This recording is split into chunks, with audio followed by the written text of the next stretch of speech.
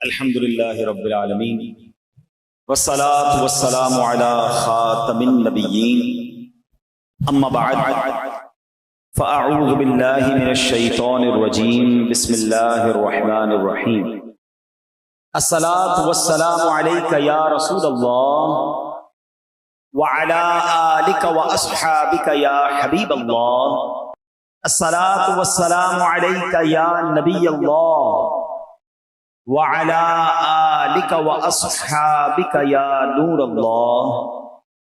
درود پاک پڑھنے کے بے شمار فضائل و برکات ہیں۔ کعبے کے بدر الدجا، طیبہ کے شمس الضحیٰ صلی اللہ تعالی علیہ وسلم کا فرمان عالی شان ہے، قیامت کے دن لوگوں میں سے سب سے زیادہ میرے قریب وہ شخص ہوگا جو مجھ پر سب سے زیادہ درود شریف پڑھتا ہوگا۔ اب یہ بظاہر تو ایک لائن ہے، ایک جملہ ہے حدیث میں، ویری شارٹ حدیث، مگر اس حدیث میں جو انعام چھپا ہوا ہے نا، وہ اگر آپ امیجن کر لیں، وہ سمجھ لیں تو یقین کریں یہ ایک ہی فضیلت درود پاک کے لیے کافی ہے کہ بندہ بس درود پاک کو اپنا وظیفہ بنا لے۔ حضرت قبلہ مفتی احمد یار خان نعیمی مشہور مفسر قرآن ہیں، اس حدیث پاک کی شرح میں فرماتے ہیں قیامت میں سب سے آرام میں وہ ہوگا جو نبی پاک علیہ الصلوۃ والسلام کے ساتھ رہے گا۔ اور حضور علیہ الصلوۃ والسلام کی قربت کا طریقہ کیا ہے، نصیب ہونے کا ذریعہ کیا ہے؟ وہ درود شریف کی کثرت ہے۔ تو اس حدیث شریف سے معلوم یہ ہوا کہ درود شریف بہترین نیکی ہے کہ تمام نیکیوں سے جنت ملتی ہے، اور درود پاک پڑھنے سے بزم جنت کے دولہ مل جاتے ہیں۔ جو جنت کے دولہ ہیں، جن کے لیے یہ کائنات سجائی گئی ہے، اگر وہی مل جائیں، انہی کا قرب مل جائے تو پھر سبحان اللہ، پھر کون سی مشکل ہے۔ وہ شاعر کہتے ہیں نا، محشر ہے اگر محشر، کس بات کا ہم کو ڈر، محشر ہے اگر محشر، کس بات کا ہم کو ڈر، ہم جن کے ثنا خواں ہیں وہ بھی تو وہاں ہوں گے، آقا وہاں ہوں گے نا۔ اور اگر واقعی درود پاک پڑھتے ہوئے، ان کا ذکر کرتے ہوئے دنیا سے جائیں گے اور نبی پاک نے اپنا قرب عطا کر دیا، یقیناً پرابلمز بہت ساری ہیں، محشر میں کتنے مسائل ہیں۔ آپ کو میں کتاب چاہوں گا کہ آپ اس کا کم از کم ایک حصہ ضرور پڑھیں، پوری پڑھ لیں تو کیا بات ہے۔ بہار شریعت، مفتی امجد علی اعظمی صاحب نے کتاب لکھی ہے۔ بہار شریعت کا جو پہلا حصہ ہے نا، وہ ایمانیات پر ہے۔ میرا اور آپ کا اللہ کے بارے میں کیا عقیدہ ہونا چاہیے، نبی علیہ الصلوۃ والسلام کے بارے میں کیا عقیدہ ہونا چاہیے، صحابہ کے بارے میں، فرشتوں کے بارے میں، قیامت کے بارے میں۔ امیزنگ، بہت ضروری ہے، بیسک کتاب ہے، یہ ہمیں پتہ ہی نہیں ہوتا، ٹھیک ہے۔ لیکن اس کتاب میں جب آپ قیامت کا باب پڑھیں گے نا، آپ یقین کریں، میں نے کئی بار وہ باب پڑھا ہے، ہم جب پڑھتے ہیں ایسا فیل ہوتا ہے، مفتی صاحب نے ایسا لکھا ہے کہ قیامت ہماری آنکھوں کے سامنے طاری ہو رہی ہے کہ پہلے کیا ہوگا، پھر کیا ہوگا، پھر کیا ہوگا۔ اس انداز سے آپ نے اس کو بیان کیا ہے۔ اور وہاں آپ نے ایک جملہ لکھا کہ کوئی ایک مشکل ہو تو بیان کی جائے، کوئی ایک مصیبت ہو تو بیان کی جائے، ایک کے بعد ایک ڈیفیکلٹی ہے، یعنی قیامت کی ایک ہی مشکل کافی ہے نا کہ سورج ایک میل پر ہے، زمین تانبے کی ہے اور سایہ بھی کوئی نہیں ہے، اور قیامت کا دن 50,000 سال کا دن ہے۔ فرمایا حدیثوں میں کہ بندہ اس قدر پیاسا ہوگا کہ العطش العطش، ہائے پیاس، ہائے پیاس کی صدائیں بلند ہو رہی ہوں گی، لوگ اپنی پسینے میں ڈبکیاں کھا رہے ہوں گے۔ فرمایا یہ ایک ہی مشکل کافی تھی، یہی اتنی خطرناک ہے۔ مگر فرمایا صرف یہ نہیں ہے، اس گرمی کے عالم میں حساب بھی ہوگا، سوال جواب بھی ہوں گے، نامہ اعمال بھی کھولا جائے گا، پل صراط سے بھی گزارا جائے گا۔ آپ امیجن تو کریں کتنی مشکلیں ہیں، اللہ اکبر۔ مگر اتنی ساری مشکلوں کو جب آپ دیکھتے ہیں اور پھر جب ایک ذات پاک کی طرف توجہ جاتی ہے تو پتہ چلتا ہے کہ ہر مشکل کا اگر کوئی سولوشن ہے تو جناب رسول اللہ صلی اللہ علیہ وسلم کے پاس ہے۔ اعلیٰ حضرت لکھتے ہیں نا، سنتے ہیں کہ محشر میں صرف ان کی رسائی ہے، سنتے ہیں کہ محشر میں صرف ان کی رسائی ہے، گر ان کی رسائی ہے لو جب تو بنائی ہے۔ آقا کی رسائی ہے، اور اگر کوئی امتی آقا کے قریب ہو گیا، پیاس بہت ساری لگنی ہے، بالکل بات ٹھیک ہے، مگر اس دن ساقی کوثر کون ہوں گے؟ جام کوثر پلانے والا تو آقا ہی ہوں گے نا. اگر کوئی شخص نبی پاک کے قریب ہو جائے گا تو ہمیں بھی جام کوثر مل جائے گا. اور وہ جام کوثر ہے جس کے بارے میں حدیث پاک کے الفاظ کچھ اس طرح ہیں: شربتن ہنیئتم مریعا لا نغمع بعدہ ابدا. فرمایا ایسا شربت ہے، ایسا پیارا پانی ہے جو ایک بار پی لے اسے کبھی پیاس ہی نہیں لگنی ہے. اعلیٰ حضرت لکھتے ہیں نا کہ ٹھنڈا ٹھنڈا میٹھا میٹھا، ٹھنڈا ٹھنڈا اور میٹھا میٹھا، پیتے ہم ہیں پلاتے یہ ہے صلی اللہ. یعنی آپ دیکھیے جو بھی مشکل ہے، اچھا اور کیا مشکل ہے؟ نامہ اعمال کھولے جائیں گے، عیب کھل جائیں گے، اتنے گناہ ہیں سب کو پتا چل جائے گا. جو پردہ ڈھکا ہوا ہے وہ پردہ کھلنے کا اندیشہ ہے.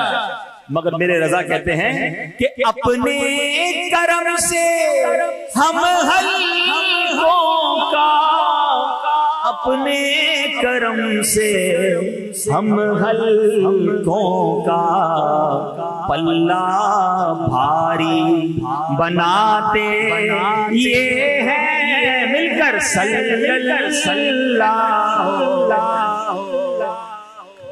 اور رنگے رنگوں کا پردہ، رنگے بے رنگوں کا پردہ، دامن ڈھک کر چھپاتے یہ ہے صلی اللہ علیہ وسلم. ایک اور مشکل بھی تو ہے، پل صراط سے گزرنا ہے. لوگ کٹ کٹ کر جہنم میں گر رہے ہوں گے، گھبراہٹ کا عالم ہوگا، چیخو پکار کا عالم ہوگا. یہ برج، یہ پل تلوار سے زیادہ تیز، بال سے زیادہ باریک. مگر میرے آقا کا انداز کیا ہوگا کہ اسی پل کے کنارے میرے آقا سجدے میں جا کر اللہ کی بارگاہ میں کیا صدائیں لگا رہے ہوں گے؟ رب سلم امتی، اے اللہ میری امت کو سلامتی سے گزار دے. رب سلم امتی. میرے رضا کہتے ہیں سلم سلم سلی ڈھارس سے، سلم سلم سلم سلی ڈھارس سے، پل سے پار لگاتے یہ ہے صلی اللہ علیہ وسلم. سیکھنے کو کیا ملا کہ درود پاک ایک ایسا وظیفہ ہے جو قیامت کے دن کی مشکلوں میں کام آنے والا ہے. اچھا مزے کی بات ایک اور بات بتاؤں، درود پاک صرف قیامت کو کام آنے والا وظیفہ نہیں ہے، یعنی وہ تو انشاءاللہ ملے گا ہی. ادھر درود پاک پڑھو، ادھر بھی ٹینشنیں دور ہونا شروع ہو جائیں گی، ادھر بھی کاروبار اچھا ہونا شروع ہو جائے گا، ادھر بھی پرابلم حل ہونا شروع ہو جائیں گی، ادھر بھی خوشیاں آنا شروع ہو جائیں گی. میں نہیں کہہ رہا، میرے آقا علیہ الصلوۃ والسلام فرماتے جس کا مضمون ہے کہ جس کو مصیبتوں نے پریشانیوں نے گھیرا ہو اسے چاہیے کہ کثرت سے درود پڑھے. درود پاک پریشانیوں اور مصیبتوں کو لے جا. تو درود پاک کو اپنا ورد بنا لیں. اب آج سے روزانہ کم از کم ہو سکے تو 1200 بار درود پاک پڑھیں، 313 بار تو کم از کم پڑھیں تاکہ کثرت سے درود پاک پڑھنے والوں میں شامل ہو جائیں. آئیے مل کر محبت کے ساتھ آواز بلند درود پاک پڑھ لیں. صلو علی الحبیب صلی اللہ تعالی علی محمد صلی اللہ علیہ وسلم. آج جس موضوع پر میں نے چند مدنی پھول پیش کرنے ہیں، یہ ہمارے معاشرے میں بہت تیزی سے پرابلم بڑھتی جا رہی ہے، بہت تیزی سے یہ ایشو جو ہے وہ بڑھتا جا رہا ہے، اور اس کی وجہ سے مسلمانوں کے دل ایک دوسرے سے دور ہو رہے ہیں، غلط فہمیاں جنم لے رہی ہیں.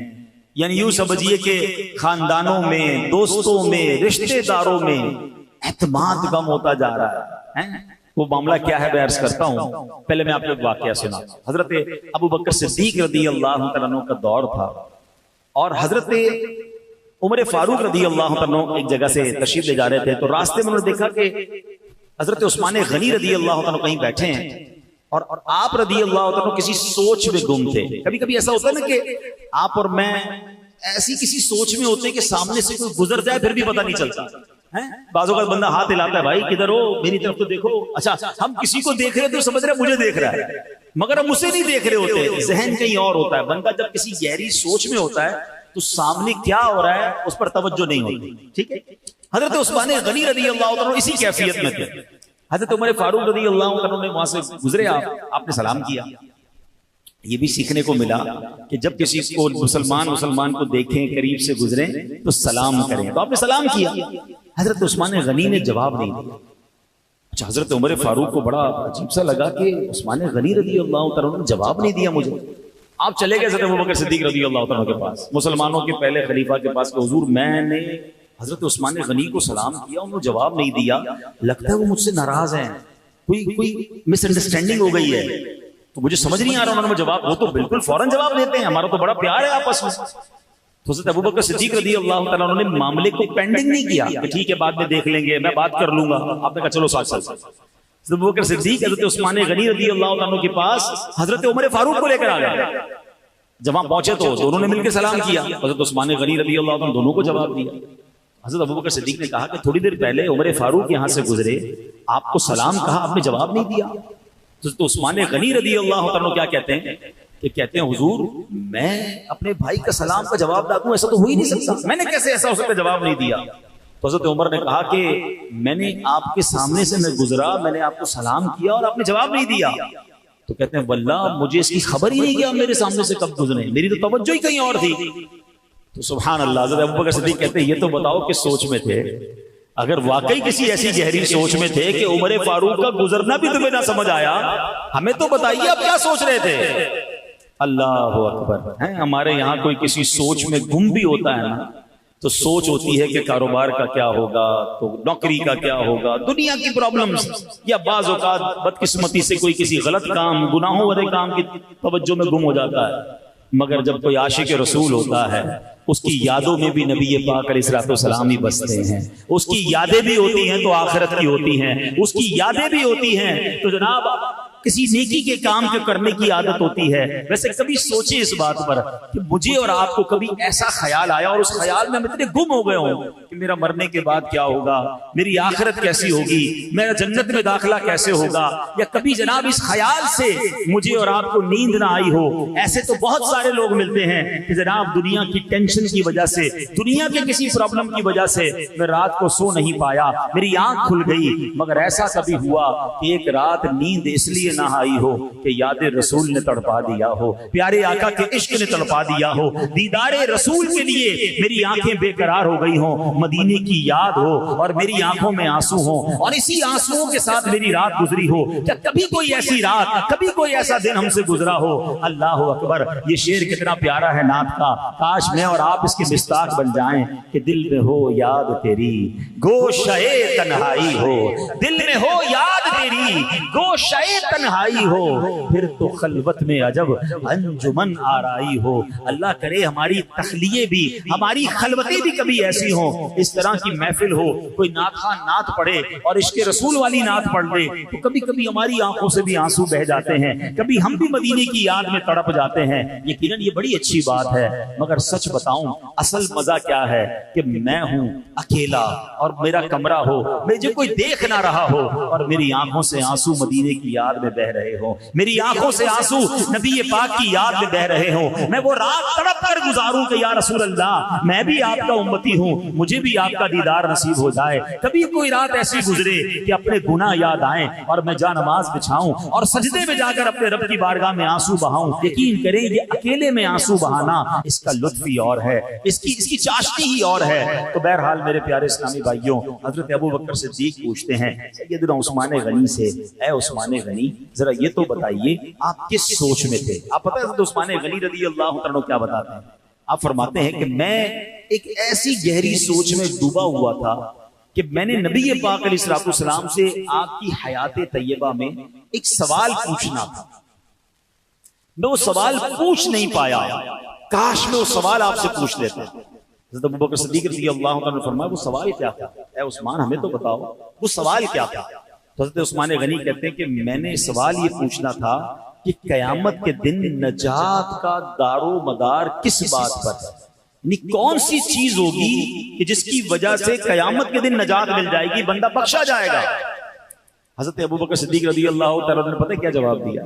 آپ نے فرمایا اے عثمان، میں نے اپنے آقا سے یہ سوال پوچھ لیا، آپ تو نہیں پوچھ سکے نا، میں نے پوچھ لیا۔ اب روایت کے الفاظ ہیں کہ حضرت عثمان غنی خوشی سے کھڑے ہو گئے، اتنا خوش ہوئے کیونکہ ان کو یہ پتا تھا کہ انہوں نے سوال پوچھا، ان کے پاس جواب بھی ہوگا، جو سوال میں نہیں پوچھ سکا انہوں نے پوچھ لیا اور جواب بھی ہوگا۔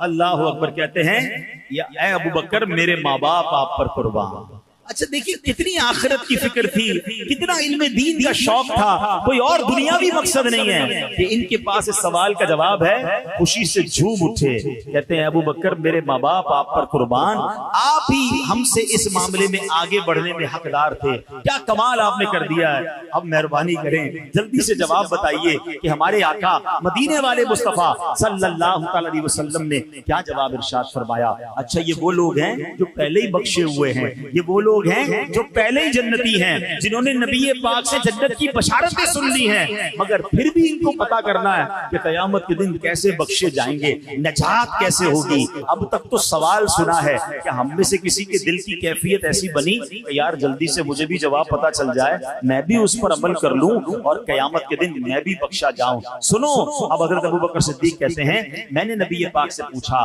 ما نجات ھذا الامر، یعنی قیامت کے دن نجات کا دار و مدار کس بات پر ہے؟ سرکار دو عالم صلی اللہ تعالی علیہ وسلم نے فرمایا من قبل من الکلمۃ فہی لہ نجات، فرمایا یعنی وہ کلمہ جس کی میں دعوت دیتا ہوں، یعنی کلمہ طیبہ، جس نے دل سے وہ کلمہ قبول کر لیا اس کے لیے نجات ہے۔ سبحان اللہ، حضرت عثمان غنی کو تو جواب مل گیا، ان کے صدقے ہم غلاموں کو بھی جواب مل گیا، ہم گناہگاروں کو بھی جواب مل گیا۔ تو اے میرے پیارے اسلامی بھائیوں، اب اس واقعے سے دو تین باتیں بڑی اہم سیکھنے کو مل رہی ہیں۔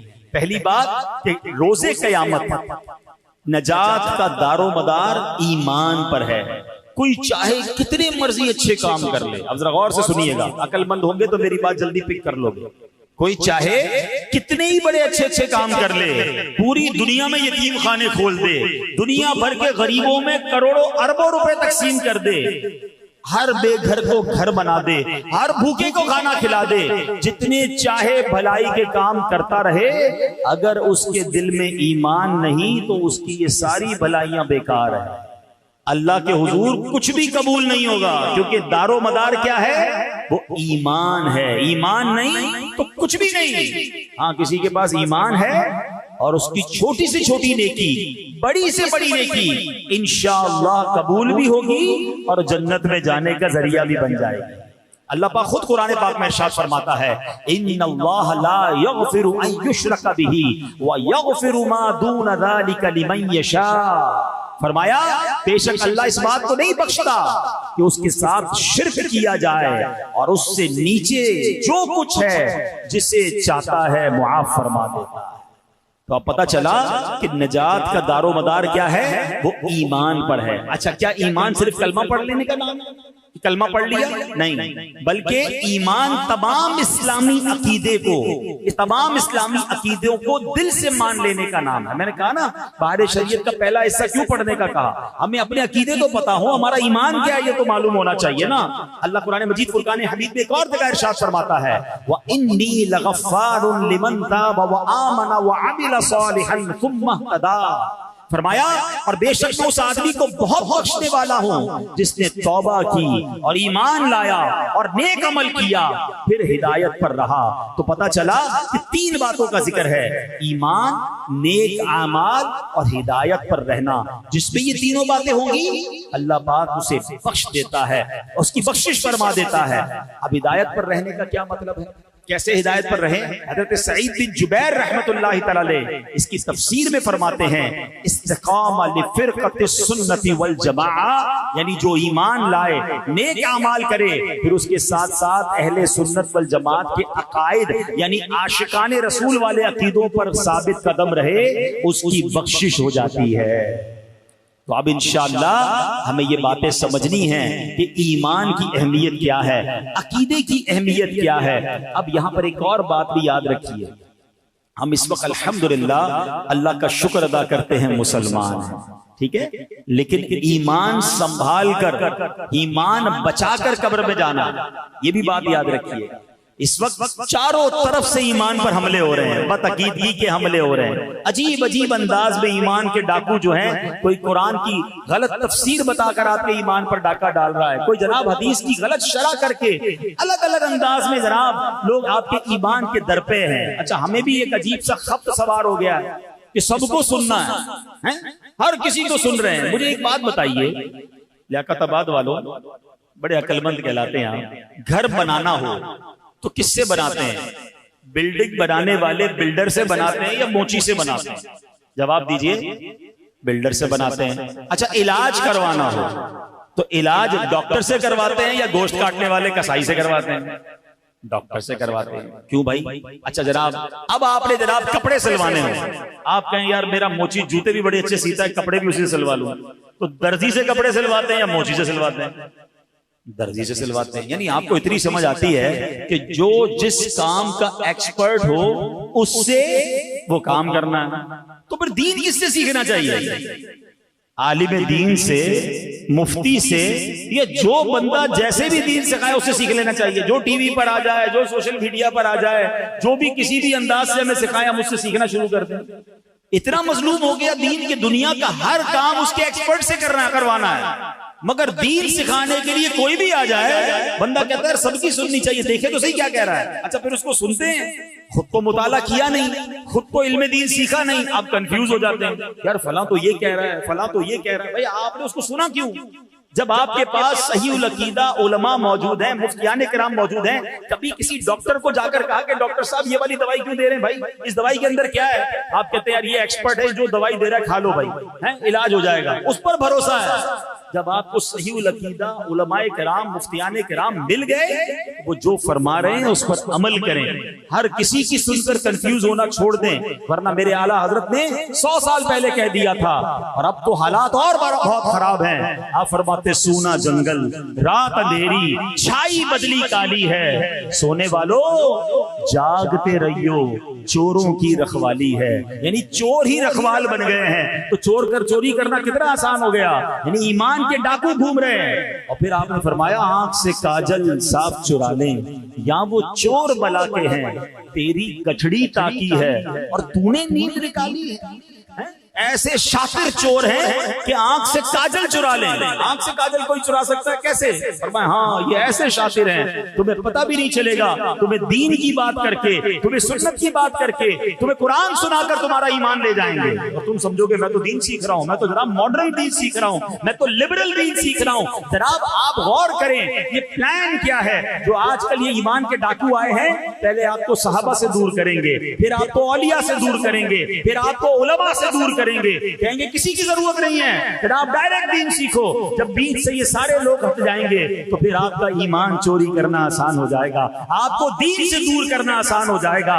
ارے ہم کیسے اولیاء کرام کا فیضان چھوڑ دیں؟ اگر آج پاکستان اور ہندوستان میں ہم مسلمان ہیں تو یہ فیضان ہے اولیاء کرام کا۔ میرے خواجہ آئے تھے اس سرزمین پر جنہوں نے آ کر 90 لاکھ غیر مسلموں کو مسلمان کیا۔ میرے دادا آئے تھے پاکستان میں جنہوں نے اسلام کے پیغام کو یہاں پہنچایا۔ نبی پاک کے دنیا سے ظاہری طور پر پردہ فرمانے کے بعد صحابہ کرام پوری دنیا میں گئے۔ یہ تسلسل ہے، یہ فیضان ہے مصطفیٰ کریم کا، یہ فیضان ہے صحابہ کا، یہ فیضان ہے اولیاء کا۔ اور آج ہمیں کہا جا رہا ہے جناب یہ اولیاء کرام کی، یہ علماء کرام کی، ان سب کو بیچ سے ہٹا دو۔ تو اب جناب آپ خود یہ پلان سمجھ لیں یہ کیا ہے۔ صدیوں سے لوگ ان بزرگوں کے ذریعے مسلمان ہو رہے ہیں، ان بزرگوں کے ذریعے دین سیکھ رہے ہیں، اور آج آ کر ہمیں کوئی سمجھاتا ہے اور ہمارا نوجوان کنفیوز ہو کر پھر کہتا ہے جناب وہ تو یہ کہہ رہا ہے، وہ تو یہ کہہ رہا ہے۔ تو یہ بات یاد رکھیے گا کہ ایمان بڑی قیمتی چیز ہے، ایمان نہیں تو کچھ نہیں۔ ایمان سنبھال کر، ایمان سلامت لے کر مجھے اور آپ کو قبر میں جانا ہے تو اچھی صحبتیں رکھیے، عاشقان رسول کی صحبتیں رکھیے، اہل علم کی صحبتیں رکھیے، تاکہ ایمان بھی محفوظ رہے اور عقیدہ بھی محفوظ رہے۔ اور اس مبارک واقعے سے ایک اور بات بڑی پیاری سیکھنے کو مل رہی ہے کہ حضرت ابوبکر صدیق رضی اللہ تعالیٰ عنہ نے غلط فہمی کو باقی نہیں رہنے دیا۔ مس انڈرسٹینڈنگ کو فوراً ختم کیا. اس کو لنگر آن بھی کیا جا سکتا تھا, بعد میں دیکھ لیں گے. حضرت عمر فاروق کے دل میں ہو سکتا ہے کچھ بات رہ جاتی کہ پتہ نہیں کیوں سلام نہیں کیا. رائٹ اوے پہنچے, فوراً بات کی کہ ہم نے آپ کو سلام کیا, آپ نے جواب نہیں دیا. انہوں نے کہا میں تو دیکھ ہی نہیں پایا, میں کسی اور سوچ میں تھا. مس انڈرسٹینڈنگ ختم ہو گئی نا. ہم یہ نہیں کرتے, ہم دل میں پالتے ہیں, ہم پورا پلان اس کے ساتھ بنا لیتے ہیں. یار آج نماز میں گیا, فلاں نمازی نے مجھے دیکھ کر مسکرایا نہیں, لگتا ہے کوئی پلاننگ کر رہا ہے میرے بارے میں. فلاں جو ہے مجھ سے ہاتھ نہیں ملایا, 3 لوگوں سے ہاتھ ملایا, مجھ سے ہاتھ نہیں ملایا, لگتا ہے اس کا کوئی ارادہ میرے بارے میں ٹھیک نہیں ہے. ارے بھائی اس کی سوچ کیا تھی؟ ارے آج مسکرایا نہیں, ہو سکتا ہے اس کی طبیعت خراب ہو سکتا ہے وہ کسی اور ٹینشن میں ہو. مجھے سچ بتائیے, کیا آپ کی زندگی میں کوئی ایسا موقع نہیں آتا جب آپ کسی ٹینشن میں ہوتے ہیں, آپ کا جی بھی نہیں چاہتا کسی سے بات کرنے کو, آپ کا جی بھی نہیں چاہتا کسی سے ملاقات کرنے کو؟ اب مثال دیتا ہوں, تھوڑی دیر کی چلیں, آج کی تازہ مثال دیتا ہوں. میں گاڑی سے اترا. اب جب میں گاڑی سے اترا تو ہمارے یہاں پرابلم یہ ہوتا ہے, جب آپ کی گاڑی میں اے سی چل رہا ہو اور آپ گاڑی سے باہر نکلتے ہیں تو آپ کے گلاسز جو ہے نا وہ بالکل نظر کچھ بھی نہیں آتی. فوراً آپ جب گاڑی سے باہر نکلیں گے تو آپ کے گلاسز پورے کیا کہتے ہیں فوگ آ جاتی ہے, نظر نہیں آتا. تو ہمیں فوری اترنے کے بعد گلاسز اتار کے اس کو صاف کرنے پڑتے ہیں. باہر اترتی میں گلاسز صاف کرنے لگا تو 4-5 لوگوں نے ہاتھ کے لیے فوراً ہاتھ بڑھا دیا. مجھے تو وہ نظر ہی نہیں آ رہے تھے. میں نے اپنی گلاسز صاف کیے, گلاسز پہنے تو لوگوں نے ہٹانا شروع کر دیا. اب میں جب آگے آیا نا تو میں نے کہا ہو سکتا ہے کسی کے دل میں خیال آیا, یار مولانا صاحب تو بڑے آدمی ہیں, مغرور ہیں, ہاتھ بڑھایا تو ہاتھ بھی نہیں ملایا. اچھا ہو سکتا ہے اسی کی کسی نے ویڈیو بنا دی. بنا لیتے نا لوگ ویڈیو کہ دیکھیں ہمیں کہتے سلام عام کرو, ہم نے تو ہاتھ بڑھایا تو ہاتھ ہی نہیں ملایا. فوراً بدگمان پلان. یعنی مجھے ایک بات سمجھ نہیں آتی کہ ہماری سوئی نیگیٹو سے کیوں شروع ہوتی ہے. ہماری ہر بات ہمیشہ نیگیٹو سے شروع ہوگی. مثال کے طور پہ ہم نے کسی کو فون کیا, فون نہیں اٹھایا, ہاں بھائی بڑا آدمی ہو گیا ہے. جب اپنا کام ہوتا ہے تو پہلی بیل میں اٹھاتا ہے, خود فون کرتا ہے. آج میں نے فون کیا تو فون ہی نہیں اٹھا رہا. اچھا یہ تو وہ بدگمان ہو رہا ہے کہ جس کو یہ پتا ہے کہ اس کے پاس میرا نمبر ہے. ہمارے ساتھ تو نہیں کہانی ہے, ہم کسی کا فون نہ اٹھا کہتے ہیں آپ غریبوں کا فون نہیں اٹھاتے. میں نے کہا یار مجھے آج تک کوئی ایسا سافٹ ویئر نہیں ملا کہ آپ کے فون نمبر کے ساتھ بینک بیلنس بھی لکھا ہوا آتا ہو کہ کسی غریب صاحب کی کال آ رہی ہے, امیر کی کال آ رہی ہے. میں تو کسی کا بھی نہیں اٹھا پاتا. تو کیوں بدگمان ہو جاتے ہیں ایک دوسرے کے بارے میں؟ اب غور کریں نا, فون نہیں اٹھایا بڑا آدمی ہو گیا. اچھا کسی کو دعوت میں بلایا, نہیں آیا, ہاں بھائی غریبوں کی دعوت میں کہاں آئیں گے, امیروں کی دعوت میں جاتے ہیں. پہلے اس سے پوچھو تو صحیح بھائی کیوں نہیں آیا, ہو سکتا ہے خود بیمار ہو. فون آپ کا نہیں اٹھایا, ہو سکتا ہے نماز پڑھ رہا ہو. آپ کے نماز پڑھتے بھی فون اٹھاتے ہیں. اب اس وقت میں بیان کر رہا ہوں, میرے موبائل میرا جیب میں, فون بج رہا ہے, میں نہیں اٹھا رہا. اب کوئی کہہ رہا ہے بھائی بڑا آدمی ہو گیا فون نہیں اٹھا رہا. بیان کرتے ہیں فون کیسے اٹھاؤں گا بھائی؟ کوئی تو حسن زن, کوئی تو ہم کہیں سے کوئی پوزیٹیوٹی لائیں, اور اچھا غلط فہمی ہو بھی رہی ہے دل میں تو پوچھے تو صحیح اس سے. پوچھتے ہی نہیں ہیں, گمان. دیکھیں آپ کے دماغ میں کوئی نیگیٹو بات آئے آپ گناہگار نہیں ہوں گے, مگر اس نیگیٹو بات کو آپ نے دل میں جما لیا اور اس پر پختہ ہو گئے. اب آپ کہہ رہے ہیں بندہ ہی ایسا ہے, اظہار بھی کر دیا. یہ بدگمانی حرام, جہنم میں لے جانے والا کام. آپ کو پتہ ہے یہ بدگمانی ایسا عجیب گناہ ہے. بہت سارے گناہ کرنے کے لیے پارٹنر چاہیے ہوتا ہے. آپ جھوٹ بولتے ہیں, کسی کے سامنے بولتے ہیں نا, اکیلے اکیلے جھوٹ نہیں بولتے. غیبت کیا ہوتا ہے, کوئی نہ کوئی بندہ ہوتا ہے جس سے بندہ باتیں کر کے غیبت کر رہا ہوتا ہے. بدنگاہی, معاذ اللہ کوئی کسی کو دیکھ رہا ہے, بے پردگی ہو رہی ہے.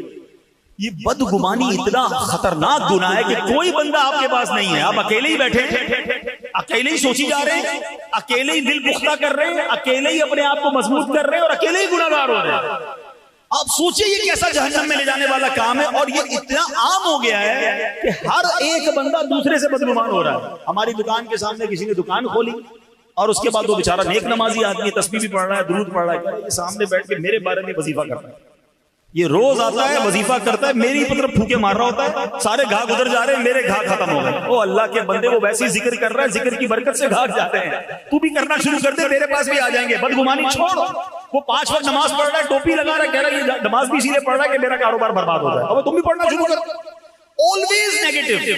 گھروں میں اتنی زیادہ بری حالت ہو گئی, ساس بہو سے بدگمان, بہو ساس سے بدگمان ہیں, ذرا بھائی بہن, ہر تیسرا دوسرا آدمی ایک دوسرے کے بارے میں نیگیٹو سوچ رہا ہے. کیوں ہم کیوں کسی کے بارے میں نیگیٹو سوچتے ہیں؟ یہ بدگمانی حرام, جہنم میں لے جانے والا کام. مل جل کر رہیں, ایک دوسرے کے ساتھ رہیں. غلط فہمی ہو گئی, پوچھیں تو صحیح. ایک بار کیا ہوا, ایک دوست, 2 دوست تھے نا, اور بہت پیار تھا آپس میں. تو انہوں نے پلان کیا کہ یار اس بار چھٹیاں ہوں گی نا تو میں تمہارے پاس آؤں گا اور دونوں مل کر ہم ذرا مزے سے جائیں گے پاکستان کے ناردرن ایریاز میں، گھومیں گے پھریں گے، چھٹیاں منائیں گے، فل پلان ہو گیا. اور اس نے کہا میں بھی اپنی فیملی کو لے کر یا اپنے دوست اپنے گھر والوں کو لے کر آؤں گا، آپ بھی ہوں گے، ہم ساتھ چلیں گے. ٹائم سیٹ ہو گیا. اس نے کہا ٹھیک ہے. اب وہ جو بندہ تھا، مثال دیتا ہوں ایگزامپل کے ذریعے سمجھاتا ہوں، کراچی میں رہتا تھا، دوسرا بھائی جو اس کا تھا وہ اسلام آباد میں رہتا تھا، اور اسلام آباد سے انہوں نے آگے جانا تھا. چھٹیاں ڈیسائیڈ ہو گئی، سب طے ہو گیا. یہ بندہ کراچی سے گیا اسلام آباد اس کے گھر پہ. جب وہ گھر میں گیا تو وہ سوچا کہ آج تو مجھے خوب محبت سے وہ ملے گا، پیار سے ملے گا، اور تھوڑی دیر میں سامان وامان پیکنگ ہوگی اور ہم روانہ ہو جائیں گے. وہ جیسے ہی گھر میں گیا تو اس نے سلام دعا کی، اور سناؤ کیسے آنا ہوا؟ بولا کیسے کیا آنا ہوا، چلنا نہیں ہے؟ بولا نہیں میں نہیں جا سکتا.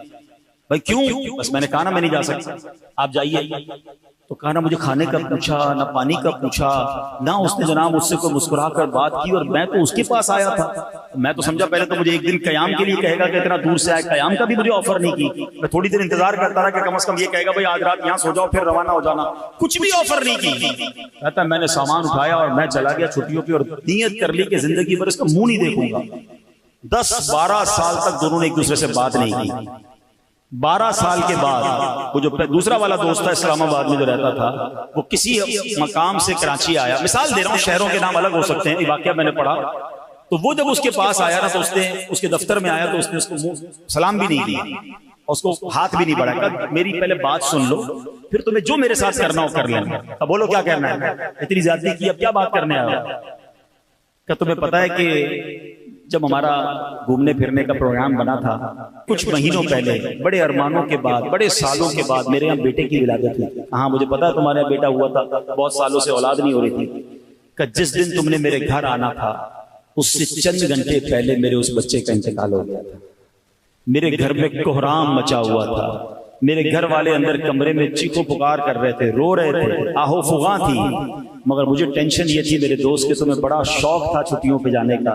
اگر میں تمہیں وہ غم بتاتا تو تم بھی ساری چھٹیاں کینسل کرتے، تم بھی میرے غم میں شریک ہو جاتے. بڑی مشکل سے تم نکلے تھے، اتنا خرچہ کیا تھا، تو میں نے سوچا کہ اپنا غم اپنے پاس رکھوں اور تمہیں کسی طرح یہاں سے رخصت کر دوں تاکہ تمہارے یہ دن خراب نہ ہو. اب بتائیے اس پہلے دوست کا کیا حال ہوا ہوگا جو 12 سال تک اپنے دوست کو برا بھلا کہتا رہا، اس کے بارے میں برا سوچتا رہا. ہم کبھی تو پازیٹیو سوچ لیں، کبھی تو سامنے والے سے وضاحت تو لے لیں، پوچھ تو لیں کہ ایسا کیوں تھا، آپ کیوں نہیں مسکرائے تھے، آپ نے کیوں مجھے پراپر جواب نہیں دیا. نہیں میرے پیارے اسلامی، خدا کے واسطے یہ نا اتفاقیاں ختم کریں، یہ بدگمانیاں ختم کریں، پازیٹیو سوچنا شروع کر دیں. ورنہ ایسا نہ ہو کہ ہم بدگمانی کر کے، یہ لڑائی جھگڑے کر کے ہم ایک دوسرے سے دور ہو جائیں. پتہ ہے قرآن پاک ہمارے بارے میں، مسلمانوں سے قرآن کیا چاہتا ہے؟ قرآن ارشاد فرماتا ہے وَلَا تَنَازَعُوا فَتَفْشَلُوا وَتَذْهَبَ رِيحُكُمْ. قرآن کہتا ہے آپس میں بے اتفاقی نہ کرو ورنہ تم بزدل ہو جاؤ گے اور تمہاری قوت اکھڑ جائے گی. یہ میرا شیطان پتہ کیا چاہتا ہے؟ ہم ایک مٹھی نہ بنے، ہم مسلمان بکھرے رہیں، ہم لڑتے رہیں، ہم دور رہیں، ہم گروہوں میں بٹ جائیں. آج کیا ہو رہا ہے؟ رنگ کے نام پر، نسل کے نام پر، خاندان کے نام پر، قوم کے نام پر الگ الگ ہو گئے. کوئی ایک دوسرے کا خیر خواہ نہیں رہا. نہ کریں ایسا، ہمارا دین ایسا نہیں ہے. میں آپ کو ایک نبی پاک علیہ السلام کے دور کا واقعہ سناتا ہوں. مدینہ منورہ میں جو ماشاءاللہ مدینہ شریف جاتے رہتے ہیں انہوں نے سنا بھی ہوگا، اب بھی وہ قبیلے کے لوگ ہیں، اوس اور خزرج. جنہوں نے نبی پاک علیہ السلام کی سیرت پڑھی ہے انہوں نے بھی ان قبیلوں کے نام سنے ہوں گے. یہ دو بڑے جنگجو قبیلے تھے. پہلے تو ان میں بڑا اتفاق تھا، پھر ان دونوں قبیلوں میں لڑائیاں شروع ہوئی اور اتنی لڑائی ہوئی، اور لڑائی ہوتے ہوتے آخری لڑائی ہوئی جنگ بعاث. یہ اتنی ہولناک تھی، اتنی خطرناک تھی کہ اوس اور خزرج کے تقریباً دونوں طرف کے بڑے بڑے نامور جرنیل سپہ سالار مارے گئے. یعنی یہ قوم قبیلے کمزور ہو گئے، اتنے لوگ مارے گئے اس جنگ میں. بہرحال اب نبی پاک علیہ السلام کی جلوہ گری ہوئی، اسلام مدینہ منورہ میں پہنچا. میرے آقا علیہ السلام پر یہ لوگ ایمان لائے اور ایمان کی برکت سے یہ مل کر رہنے لگے. اتفاق کی برکت کیا ملی کہ ان کو انصار کا لقب مل گیا. یہ وہی صحابہ تھے جنہوں نے مدینہ منورہ میں نبی پاک کو ویلکم کیا اور میرے آقا مدینے میں سکونت اختیار کر گئے. اوس و خزرج یہ مل کر رہنے لگے. مگر اب شیطان کو کب یہ منظور تھا؟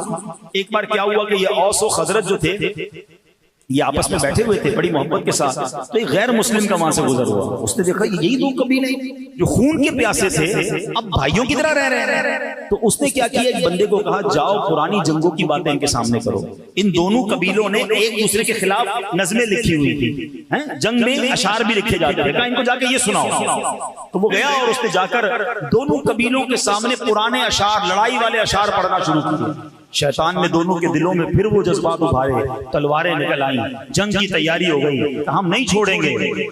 جیسے نبی پاک علیہ السلام کو خبر ملی، میرے آقا علیہ السلام فوراً پہنچے اور آقا فرماتے ہیں میں تمہارے درمیان موجود ہوں اور تم جاہلیت کی جنگ لڑنے جا رہے ہو۔ آپ علیہ السلام کی نصیحت سن کر دونوں قبیلے سمجھ گئے کہ یہ شیطانی چال تھی، غیر مسلموں کی سازش تھی۔ دونوں قبیلوں نے پھر ایک دوسرے کو گلے لگایا اور محبت کے ساتھ واپس اپنے گھروں کو آ گئے۔ اس موقع پر ایک آیت کریمہ نازل ہوئی اور سبحان اللہ، سنو وہ آیت کیا ہے۔ اللہ قرآن میں فرماتا ہے وَاعْتَصِمُوا بِحَبْلِ اللَّهِ جَمِيعًا وَلَا تَفَرَّقُوا، قرآن کہتا ہے اور تم سب مل کر اللہ کی رسی کو مضبوطی کے ساتھ تھام لو اور آپس میں تفرقہ مت ڈالو۔ سبحان اللہ۔ اب اس آیت کے تحت اللہ پاک نے آپس میں محبت رکھنے کا حکم دیا، آپس میں پھوٹ ڈالنے سے منع کیا، کیونکہ آپس کے اختلاف میں ہلاکت و بربادی ہے۔ علامہ قرطبی رحمۃ اللہ تعالی فرماتے ہیں مطلب یہ ہے کہ اے لوگو، اپنی خواہشات اور مختلف آراز کے پیچھے چلتے ہوئے اختلافات میں مت پڑو، بلکہ دین میں بھائی بھائی ہو جاؤ۔ سبحان اللہ۔ اب ہے میرے پیارے اسلامی بھائیوں، ایک اور خوبصورت بات بتاؤں کہ یہ اس آیت کے تحت جو اللہ کی رسی کو فرمایا گیا نا، یہ رسی کیا ہے؟ ایک قول یہ ہے کہ اس رسی سے مراد نبی پاک علیہ السلام کی ذات ہے، یعنی آقا کا دامن تھام لو۔ نبی پاک نے تو دوستی کرائی تھی نا۔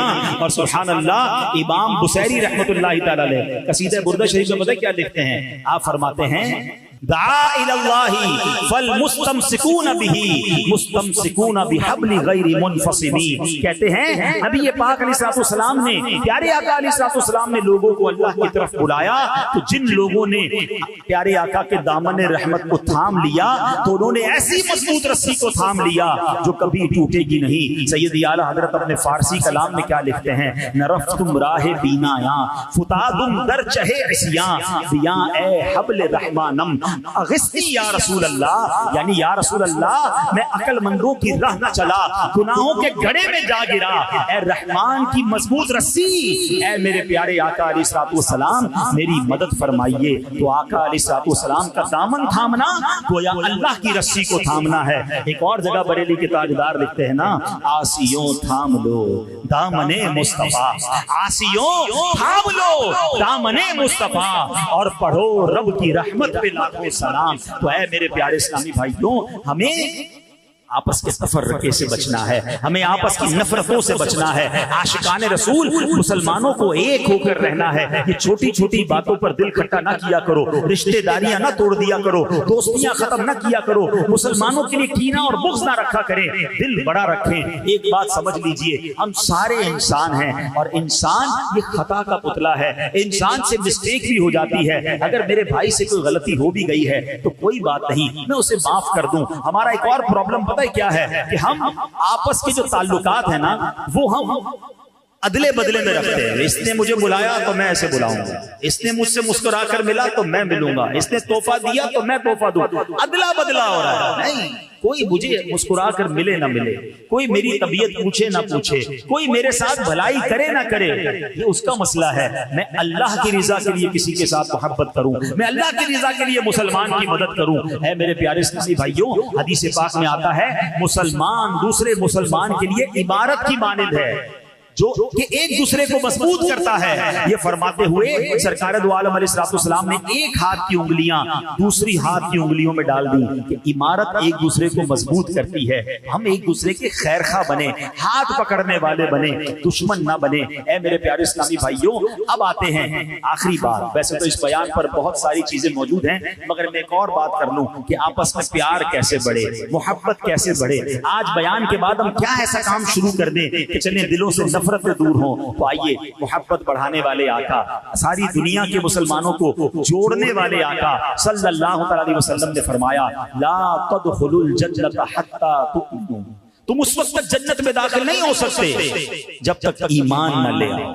پھر فرمایا وَلَا تُؤْمِنُوا حَتَّى تَحَابُّوا، اور تم اس وقت تک کامل مومن نہیں ہو سکتے جب تک آپس میں محبت نہ کرو. اور سبحان اللہ، آقا فرماتے کیا میں تمہیں وہ بات نہ بتاؤں جو آپس میں محبت کو بڑھاتی ہے؟ فرمایا افشوا السلام بینکم، آپس میں سلام کو عام کرو. تو سلام کو عام کریں، ایک دوسرے کو دیکھیں، ملیں، سلام کریں. جس کو جانتے نہیں جانتے سلام کرتے ہوئے آگے بڑھیں تو انشاءاللہ یہ محبتیں بڑھائے گی. اسی طرح مصافحہ، ہاتھ ملانا، یہ بھی محبت اور اخوت کو بڑھانے کا طریقہ ہے. سرکار دو عالم علیہ السلام فرماتے ہیں ایک دوسرے کے ساتھ مصافحہ کرو، اس سے کینہ یعنی دل میں چھپا ہوا جذبہ عداوت جو ہے وہ جاتا رہتا ہے. تو اے میرے پیارے اسلامی بھائیوں، ہمیں مسلمانوں کے لیے ہمدردی ہونی چاہیے. ایک اور جگہ سرکار دو عالم علیہ السلام فرماتے ہیں جو کسی غم زدہ شخص سے غم خاری کرے گا اللہ پاک اسے تقوی کا لباس پہنائے گا اور روحوں کے درمیان اس کی روح پر رحمت فرمائے گا. اور جو کسی مصیبت زدہ سے غم خاری کرے گا اللہ پاک اسے جنت کے جوڑوں میں سے 2 ایسے جوڑے عطا کرے گا جن کی قیمت پوری دنیا بھی نہیں ہو سکتی ہے. جنتی جوڑے چاہیے تو غم خاری کریں، دلوں میں سکون داخل کریں، ٹینشن نہ دیں، ہاں راحت دیں. کچھ لوگ ہوتے ہیں جو لوگوں کے لیے ٹینشن بنتے ہیں، روب جماتے ہیں، دھمکاتے ہیں، ڈراتے ہیں. ایسا مت کرنا. مسلمانوں کو راحت پہنچاؤ، تم مسلمانوں کو خوش کرو گے اللہ تمہیں خوش کر دے گا، اللہ تمہاری مشکل آسان کر دے گا. آپ لوگوں کے لیے آسانیاں پیدا کرنے والے بن جائیں. تو آج ہے میرے پیارے اسلامی بھائیوں، اگر کسی وجہ سے کسی رشتہ دار، کسی دوست، کسی پڑوسی سے کسی وجہ سے بھی اگر کوئی شرعی وجہ نہیں ہے اور آپس میں دوری ہو گئی ہے، غلط فہمی ہو گئی ہے، اللہ کی رضا کے لیے معاف کر دیں، دل بڑا کر لیں، محبت کے ساتھ رہیں. چھوٹی سی زندگی ہے، کب تک لڑتے رہو گے؟ ان چیزوں کو ختم کر کے پیار اور محبت کے ساتھ زندگی گزاریں. اللہ ہمیں باہم اتفاق اور اتحاد نصیب فرمائے، ہمیں نفرتوں سے دور رکھے، ہمیں خوش اسلوبی کے ساتھ، حسن ظن کے ساتھ زندگی گزارنے کی توفیق عطا فرمائے، اور ہم سب کو اپنے ایمان کی اور عقیدے کی حفاظت کرنے کی توفیق عطا فرمائے. الحمدللہ ایسی پیاری باتیں دعوت اسلامی کے پیارے ماحول میں سکھائی جاتی ہیں. اس ماحول سے وابستہ رہیں، دعوت اسلامی کے اجتماعات میں آتے رہیں. اللہ پاک ہمیں عمل کرنے کی توفیق عطا فرمائے. صلو علی الحبیب